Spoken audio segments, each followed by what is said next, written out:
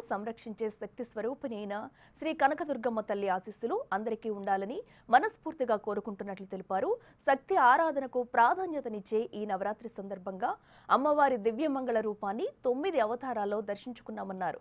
రాక్షస సంహారంతో లోకానికి శాంతి సౌభాగ్యాలు తెచ్చిన ఆ తల్లి చల్లని చూపు ఆంధ్రప్రదేశ్ రాష్ట్రంపై ఇదే విధంగా కొనసాగాలని ఆయన తెలిపారు. దసరా శుభాకాంక్షలు.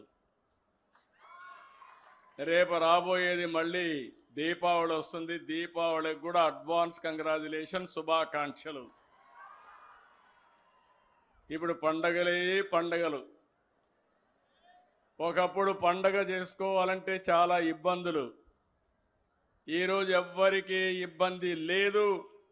ప్రతి నెల మొదటి తారీఖు వస్తుందంటే అదొక పింఛన్ల పండగ అని చెప్పి నేను మీకు తెలియజేస్తున్నా.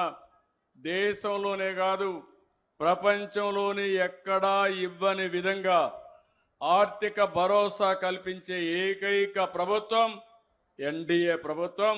అది ప్రభుత్వానికి పేదల పట్ల ఉండే అభిమానం. దసరా